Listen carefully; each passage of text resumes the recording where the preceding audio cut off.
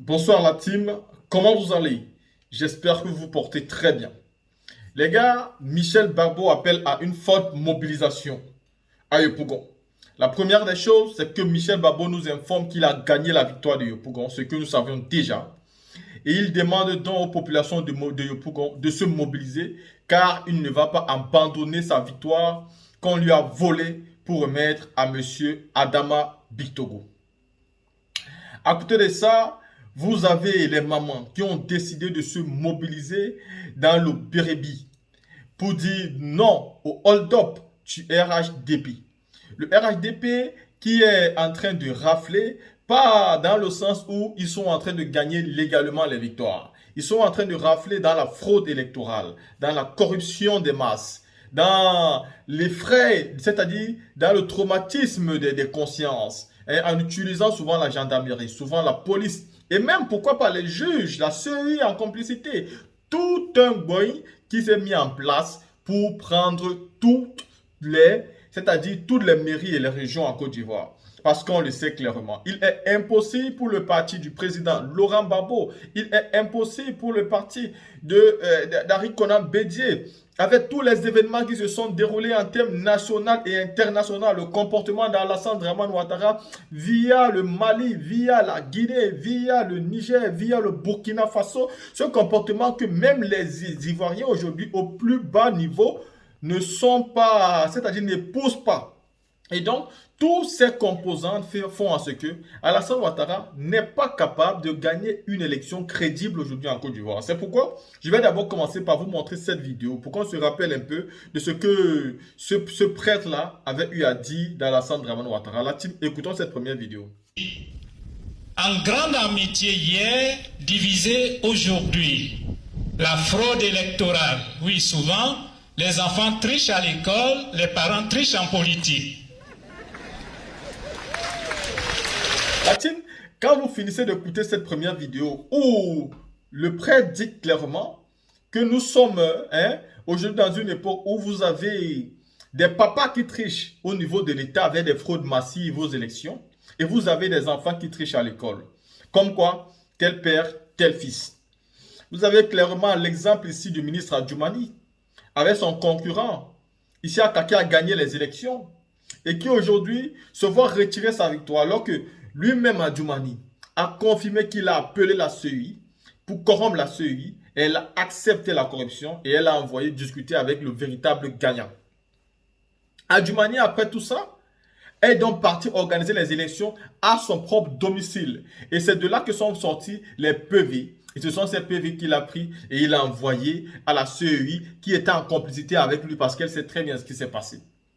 Est-ce que dans les PV d'Adjoumani, on peut retrouver les signatures bel et bien des représentants des partis politiques? C'est ça le véritable problème. Vous avez ici une CEI qui a des PV qu'elle seule a signé, qui a des PV qu'aucun représentant n'a signé, qui a des PV qui font à ce que la victoire qu'on donne à Adama Bictogo, déjà même, l'élection a été frauduleuse.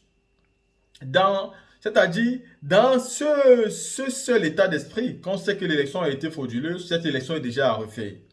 Parce qu'une véritable élection doit être transparente et ne doit pas émailler de fraude, d'imperfection.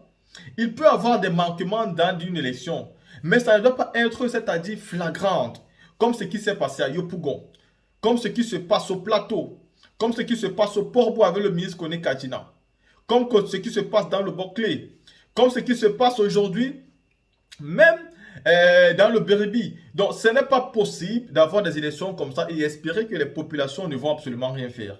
La type, je vais vous mettre ici, là, le mot d'ordre que, c'est-à-dire le chef de campagne de Michel Barbeau a lancé pour dire que toutes les populations de Yopougon doivent se mobiliser et être prêtes. La type, écoutons ensemble. Et ensuite, écoutons aussi ces mamans qui se sont mobilisées, qui se sont mis debout pour dire non dans le Bérébi. Oui, ces mamans-là qui nous démontrent à nous, la jeunesse, ce qu'il faut faire quand ça ne va pas. La team, écoutons-les. Je suis Kwasi Kwadwo Bertin, directeur de campagne du candidat Gbagbo Michel Koudou pour les élections municipales du 2 septembre 2023.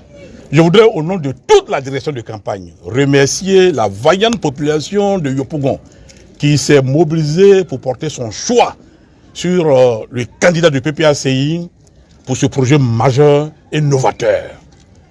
Malheureusement, notre victoire acquise de haute lutte nous a été arrachée.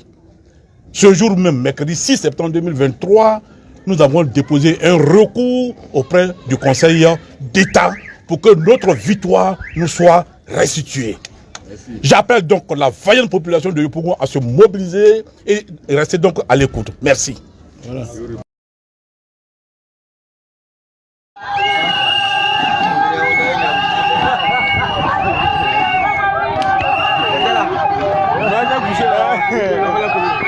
Il a vu. Non.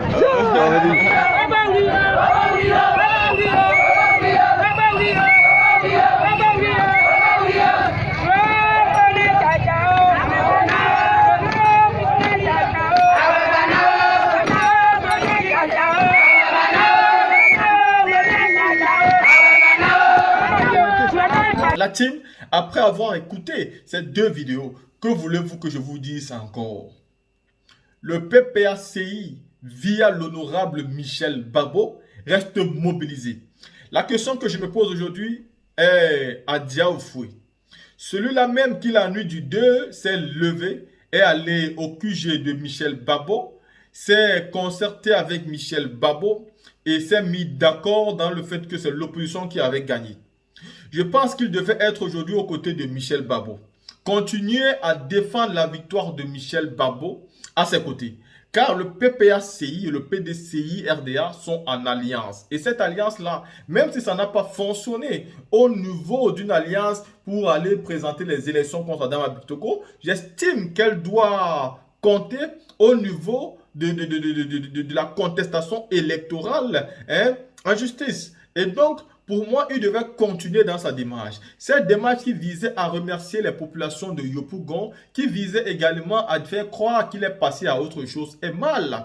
C'est une démarche qu'il ne devait pas avoir. Maintenant, je me dis qu'il a certainement reçu des conseils des hauts cadres de son parti politique. Il a reçu peut-être, c'est-à-dire des injonctions qui lui ont demandé de laisser tomber cette affaire parce qu'en réalité, il a perdu. Peut-être lui, il a toutes les preuves de sa défaite et donc il se dit, je vais arrêter la démarche ici. Mais je me dis, un parti politique, quand il est en alliance avec un autre, doit mener le même combat que l'autre parti est en train de mener, qui est et qui demeure récupérer les mairies en majorité. Et surtout, même si on ne récupère pas les mairies en majorité, le président Laurent Gbagbo l'a dit, même qu'il prenait le pouvoir, ce n'est pas lui qui avait toutes les mairies ou même l'Assemblée nationale. Non.